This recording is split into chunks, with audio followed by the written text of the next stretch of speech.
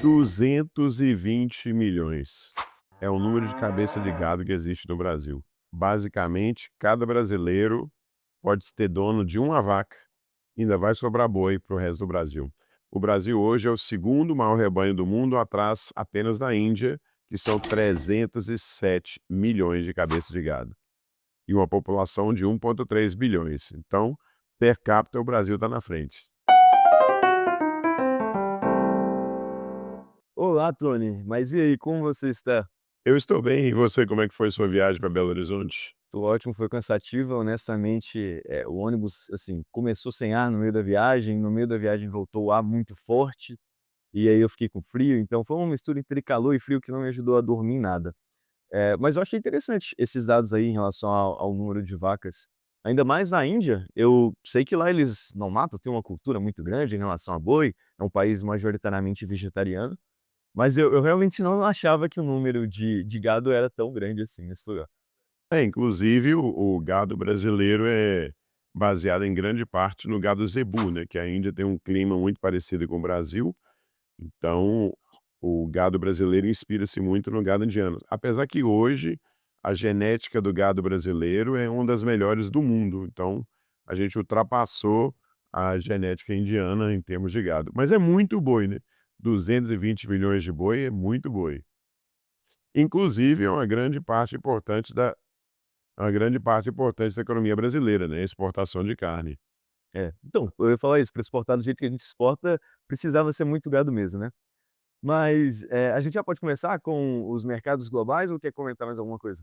Não, tá bom, 220 milhões tá bom de boi. Tá bom de boi. Vamos lá, Bitcoin sobe 1,4% em meio de oscilações entre subidas e caídas durante a semana. O dólar cai para 5,69, tendo mais uma baixa.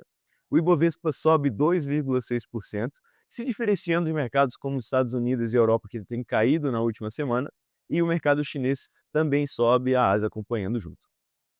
O que você acha disso, papai? Quer dizer, Tony, desculpa.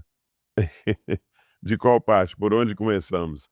O o Bitcoin caindo, tem 2 lados, né, tem aqueles que acreditam que ainda vai ter um bull market esse ano, que isso faz parte do equilíbrio saudável, apesar que os Estados Unidos têm feito o anúncio oficial que os Estados Unidos vai ter uma reserva de Bitcoin, tá passando uma lei no Congresso para normatizar isso.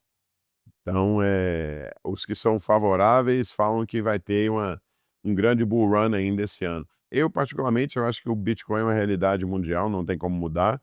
Eu acho que todo mundo deveria ter um pouquinho de Bitcoin. Não se sabe o que acontece amanhã, porque o Bitcoin serão apenas 21 milhões de Bitcoins em todo a sua emissão, ao contrário de outras moedas, então acredita-se muito que o Bitcoin vai ser fazedor de grandes milionários ao longo do tempo. Verdade. Muita gente olha para o mercado de criptomoedas no geral e acha que é tudo puramente especulativo, que é tudo puramente alguma coisa que você só vai comprar e para revender, para fazer algum tipo de especulação, mas o Bitcoin virou uma reserva de valor, né, tá atrelado a coisas como se fosse o ouro, por exemplo, que tem uma quantidade limitada, você não vai conseguir produzir muita vez muito mais do Bitcoin, então tem se tornado uma reserva de valor, tá se tornando um investimento muito interessante. Apesar que eles acabaram de descobrir na China a maior mina de ouro de toda a história. É sério? Então tem uma crença aí que isso pode abalar ou não o mercado de ouro no mundo. Não sei, mas Bitcoin, na teoria, serão apenas 21 milhões. Bom, vamos seguir então para os temas principais, os relevantes da semana. Falência da Forever 21, uma empresa gigantesca com concorrentes como a H&M, aumento da Selic para 14,25%, estão projetando que ela vai aumentar um ponto percentual na próxima reunião do Copom. E os mercados globais, comentar um pouco sobre como está o mundo em relação a investimentos, como está o mundo em relação a commodities, como vai funcionar tudo daqui para frente. E aí, com qual dos temas você prefere começar? Bom, vamos começar da Forever 21, né, que é uma queridinha, inclusive, dos brasileiros que vão muito a Nova York e Miami, adoram comprar na Forever 21. Não é a primeira vez que ela quebra, já é a segunda falência que ela declara. Ela tem como concorrentes diretos a Zara e a H&M. Mostra que esse mercado é muito complicado, é um mercado de moda rápida, né, que eles assistem um programa, assistem um desfile de moda e em 2 semanas o que está lá, a tendência já está nas lojas. É um mercado complicado. Eu quero voltar nisso aí, quando eu tive a oportunidade de morar na Inglaterra, e eu morei no interior da Inglaterra. E no interior da Inglaterra a gente estava vendo muita lojinha fechando, e quando a loja fechava não abria outra. Então esse mercado de moda é extremamente complicado, e a concorrência hoje da internet, da Shopee, da Temu, de outras empresas, está cada vez se complicando mais. Mas tem um outro lado, do mesmo jeito que a Forever 21 está caindo ou fechando no mercado americano, tem uma empresa japonesa chamada Uniqlo, que está crescendo a todo vapor nos Estados Unidos. E a Uniqlo tem um conceito diferente, ela tem um conceito de moda básica, simples, durável. Nós tivemos recentemente na Ásia, tá? Você lembra que a gente viu muitas lojas da Uniqlo e está crescendo muito rápido nos Estados Unidos, mas com uma linha diferente. Não é moda rápida, é moda casual, permanente. Então tem espaço. Eu acho que quando você cria um diferencial do mercado, tem espaço. A Forever 21 competindo com esses grandes nomes, aí entra custo toda hora. Eu não gosto particularmente de negócio que mira o foguete do preço para baixo. Então, qual que é a sua meta do preço? Chegar a zero. Qualquer negócio que começa a trabalhar com o objetivo do negócio é chegar o preço a zero, mais cedo ou mais tarde, vai dar errado. E a Forever 21 deu errado 2 vezes. Não sei se sobrevive para a terceira. É. Esse mercado de fast fashion, igual você falou, é um mercado que, assim, depende muito do que está na tendência. Assim como você falou da Uniqlo, é uma coisa que, assim, é atemporal, é uma coisa durável, uma coisa que você vai comprar e daqui a um ano você vai comprar a mesma roupa e não vai ter problema. Se você fizer a mesma coisa na Zara, na H&M, na Forever 21, por exemplo, em um ano a roupa vai estar completamente diferente da roupa do próximo, né, porque segue a tendência, segue a moda.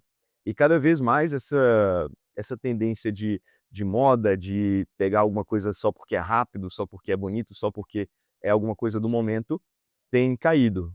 Com a sustentabilidade aumentando, com a preocupação pelas mudanças climáticas, o durável tem se tornado mais importante.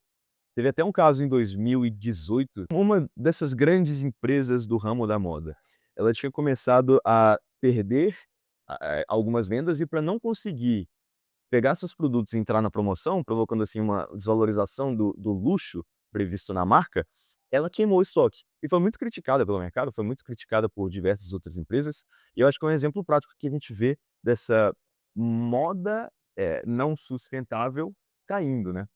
E começa a ter outros comentários também, né, a partir do momento que começa a ter comentário no mercado de pessimismo: "Olha, pode ter uma recessão. Olha, os juros vão aumentar. Olha", as pessoas dão uma freada no consumo.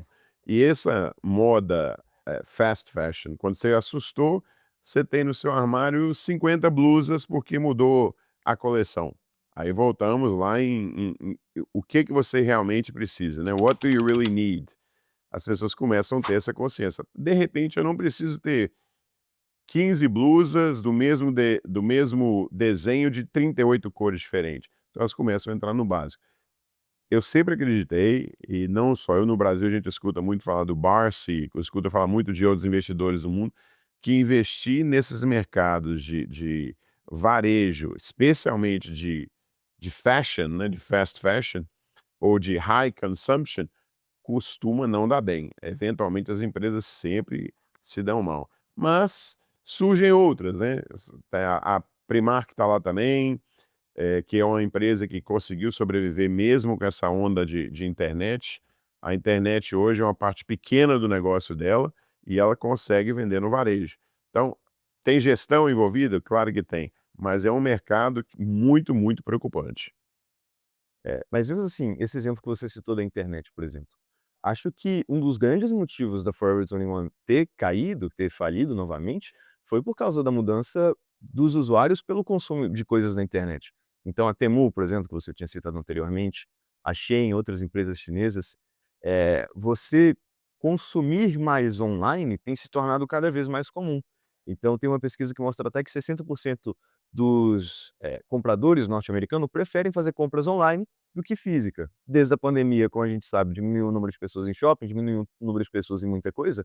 Então, assim, uma empresa que depende exclusivamente, ou não exclusivamente, mas majoritariamente do físico, vai ter uma perda, vai ter alguns problemas em relação aos competidores que estão no online. É, até as grandes marcas de luxo, né, a gente falou da Balenciaga, mas a gente pode levar também aí a Cartier, podemos levar aí a Gucci, podemos levar a Prada.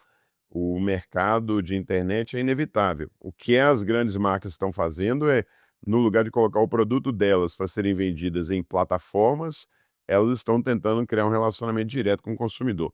É inevitável, né? Se você não adaptou ao mercado de internet, a menos que você tenha um produto de extremo nicho, de uma especificidade muito grande, você tende a estar na internet.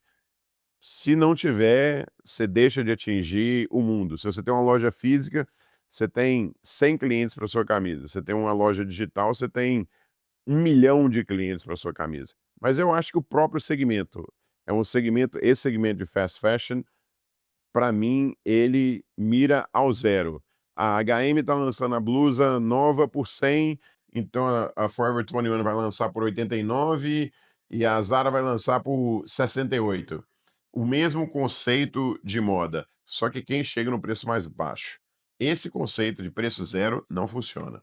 O próximo tema, a Selic aumenta para 14,25%, segundo as previsões de especialistas no mercado. O que você tem para dizer em relação a isso? Foi descoberto que o veneno para o dragão da inflação no mundo é aumento da taxa de juro.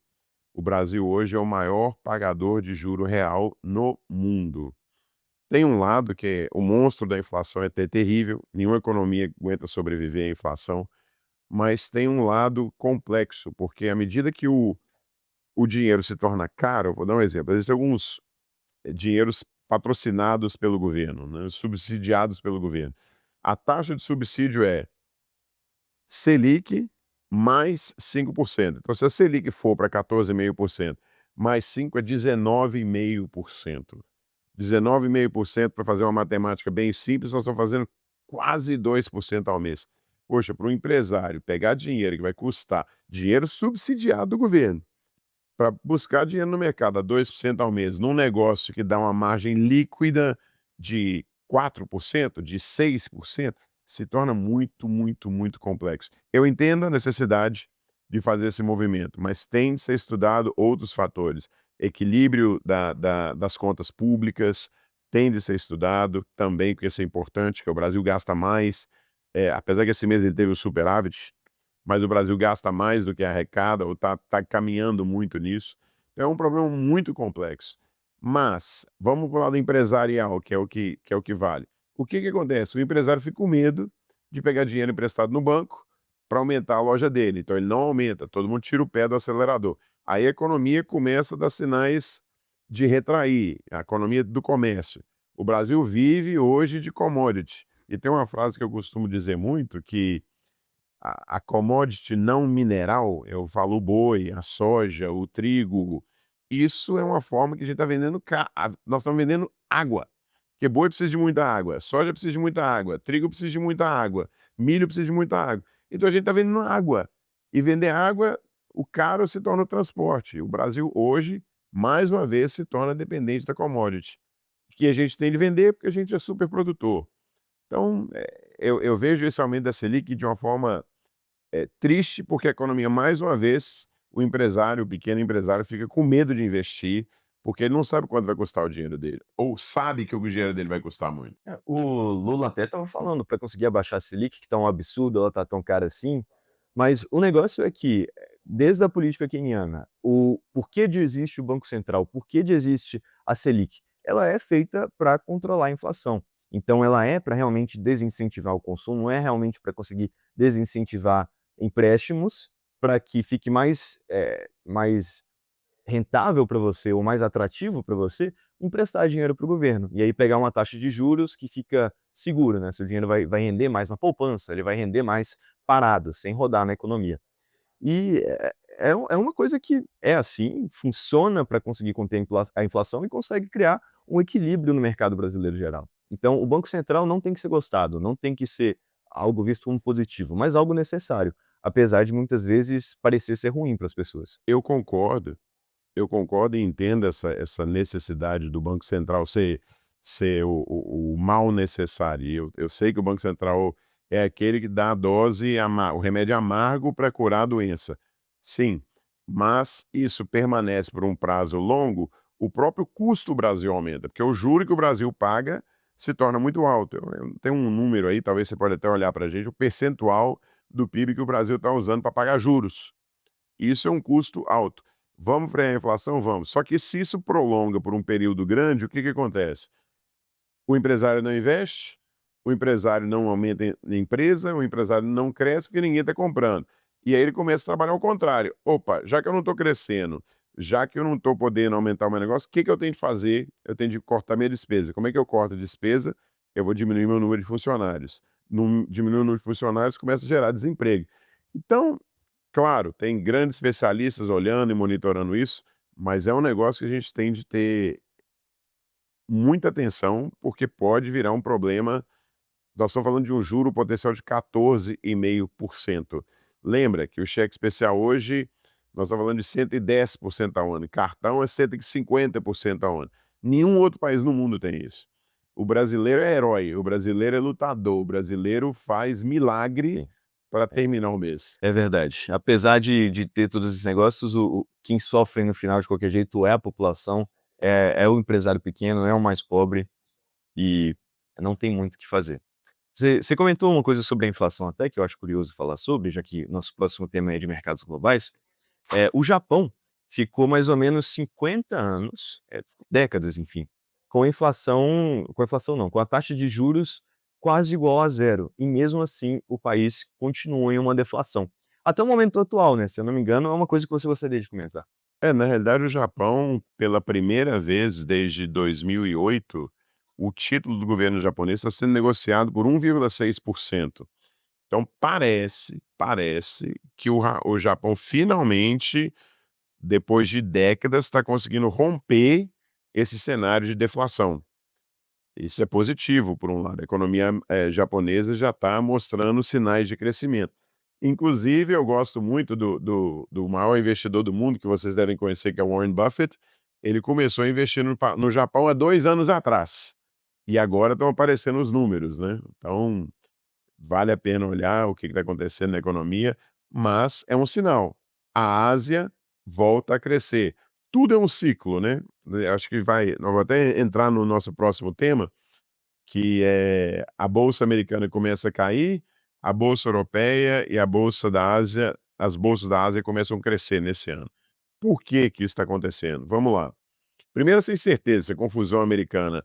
Tem tarifa, não tem tarifa, tem tarifa, não tem tarifa. O que está acontecendo? A Europa, as empresas bélicas europeias, as ações delas cresceram muito nos últimos 5 meses, porque os Estados Unidos está falando que vai parar de ser o apoio bélico europeu. Então, Europa, está na hora de vocês se virarem e cuidar da defesa de vocês. Então, empresa alemã da área bélica está crescendo, empresa italiana, empresa inglesa, empresa francesa e, consequente, todas as outras empresas que apoiam isso. Nós estamos vendo um crescimento esse ano já das bolsas europeias. Aí vamos de volta para a Ásia. A China estava tendo uma queda, né, crescimento econômico. E ela acabou, Xi Jinping anunciou ano passado e voltou a anunciar agora que vai criar um mega plano para aumentar o consumo chinês. O Brasil, opa, isso é boa notícia para nós, que se aumenta o consumo chinês, aumenta a venda das commodities brasileiras. Então, se a gente começar a olhar, já está começando a subir. As commodities brasileiras, as básicas, né, que é ferro, celulose, já estão começando a sinal de vida. E você tinha comentado também da demanda dos metais raros, que o Brasil hoje é um player importante. Sim, em relação a nióbio, ele é o principal exportador do mundo. Lítio ainda não, mas assim, tem reservas, então tem potencial de conseguir crescer. A demanda dos metais raros vai aumentar cada vez mais. As fontes de energia renováveis estão tendo uma tendência de aumentar, e para ter essas fontes de energia renováveis, precisa de tecnologia que necessitam desses metais. A inteligência artificial, outras coisas relacionadas à tecnologia também necessitam disso para conseguir montar seus sistemas, seus bancos de dados, e coisas que vão realmente impulsionar as tecnologias. Então, assim, tem alguns especialistas, algumas pessoas no mercado que estão prevendo que talvez comece um novo ciclo de commodities, mas especificamente para esses metais raros, o que pode beneficiar o Brasil. Outra coisa que você falou também foi sobre a exportação de grãos para outros países, do Brasil principalmente, né? Agora, com que a gente está falando de mercados globais, os Estados Unidos, com essa proposição de colocar tarifas e não coloca tarifa, e deixando toda essa incerteza no mercado, fez com que a China retaliasse, né? Então, a China colocou uma taxação de 25% em produtos de grãos nos Estados Unidos, e é principalmente milho e soja, e adivinha, quem que é o segundo maior produtor de milho e soja do mundo? Brasil. Então, assim, é uma coisa que o Brasil se beneficia, todo esse turbilhão econômico, como o Brasil é um país que normalmente é neutro em relação a isso, acaba que ele tá se dando bem. Eh, mas assim, no mais eu acho que é isso. Mas sabe um negócio que eu acho que a gente deve levar em conta? Talvez não é tema para ser extenso nesse bate-papo de hoje, mas uma coisa que me preocupa muito, né? O Brasil é esse país gigante que nós temos e a gente, de uma certa forma, está exportando. A gente vive numa cidade que é do lado da linha de trem, então deve passar uns 40 trens lotados de minério de ferro todo dia em frente à nossa casa. Mas o Brasil exporta minério de ferro e a gente compra o celular. O Brasil exporta boi e compra couro italiano. O Brasil exporta soja e trigo. Tem algumas empresas no Brasil, e eu acho que o Brasil, como país, nós, como brasileiros, temos de olhar como a gente melhorar isso. Hoje não é mais uma economia mundial só de indústria, é de serviço. Eu acho que o Brasil tem de investir, eu acredito que o Brasil tem de investir em criar produtos para exportar, serviços para exportar. Vou dar um exemplo de 2 empresas no Brasil que eu gosto muito, e são empresas fenomenais, porque elas exportam o produto final. A Embraer, hoje é a 4ª maior empresa de aviação do mundo e está crescendo pela competência dos profissionais, dos engenheiros que nós temos, da tecnologia que nós temos, da audácia e criatividade brasileira. A Taurus, que é uma empresa brasileira também fenomenal, que ela é exportadora de produto final. Então a gente tem o minério e a gente consegue vender um produto final através da Taurus. A gente consegue vender produto final através da Embraer. Tem de ser criado incentivos para fazer outras empresas brasileiras também serem capazes de vender produto final. Manter o agro. O Brasil é agro, mas o Brasil tem capacidade de vender outros produtos e a gente tem de motivar e incentivar essas empresas. Mas batemos um papo sobre isso mais profundamente na nosso próximo bate-papo. Esses foram os aconteceu na semana. Semana que vem temos mais novidades e mais um bate-papo sobre o que está acontecendo no Brasil e no mundo.